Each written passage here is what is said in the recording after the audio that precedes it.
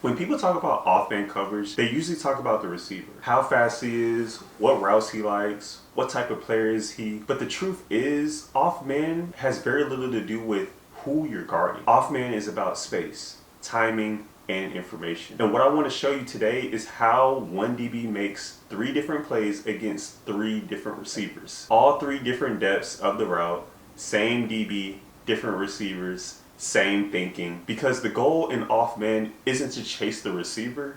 The goal is to remove who is at every window of the route. Off-man doesn't mean passive. Now let's watch what this DB does here. First thing, he's about 7 to 8 yards off. That's not accidental, that's space. And space is what allows you to process information. And at this depth, you're not trying to win the rep immediately. You're trying to control the short area window. Now look at his eyes.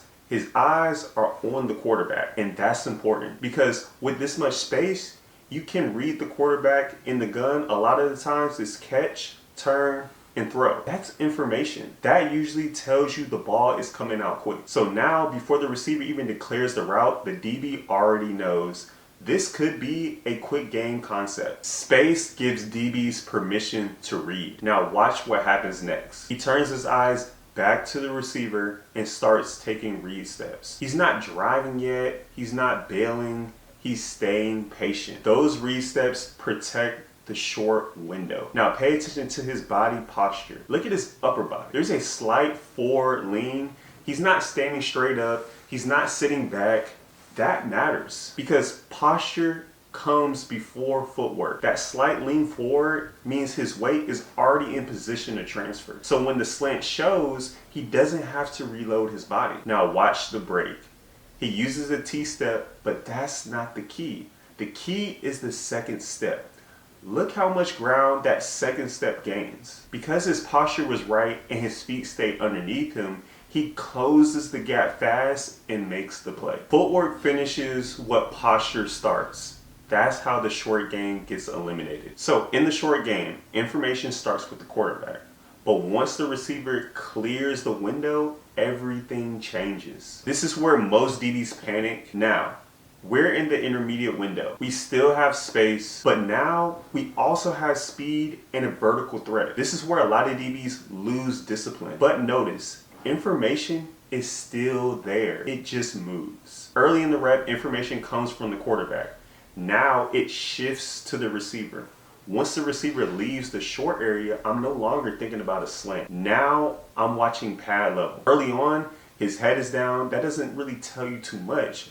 But as he leaves the short window, you'll often see the pad levels start to rise. Now, and this is critical, rising pad level doesn't automatically mean he's stopping. He could still be pushing vertical. So this is where the DB opens up, not to bail, but to give himself permission to be wrong. Opening up isn't bailing, it's protection. Opening up protects you from deep balls while still keeping you in position to drive on that intermediate breaking route. At this point, the DB has removed who the receiver is. He's not thinking about tendencies. He's thinking about spacing and timing. Now, watch the shoulder position.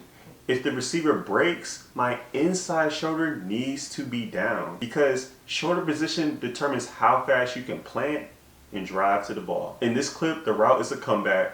Because the DB managed space early and stayed disciplined throughout the intermediate window, he drives clean and stays on top. That's how the intermediate game gets controlled. Now, when both the short and intermediate windows are handled correctly, the route tree starts to collapse. Deep balls are decided early. Being in position on a deep ball starts with one thing: separating who the receiver is and what the route has become. By this point, the short game is gone.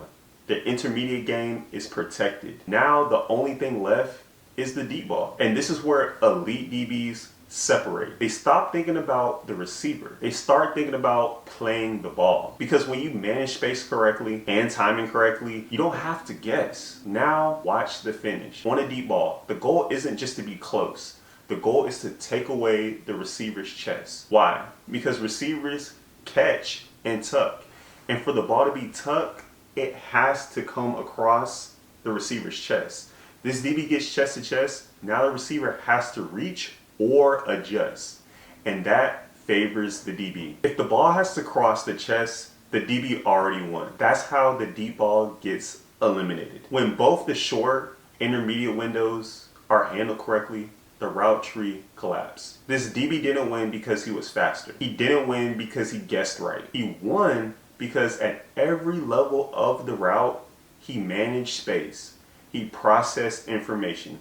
He controlled timing. And at each window, he removed who he was guarding. That's off-man coverage. Not chasing receivers, not reacting late, but playing the situation correctly every step of the way.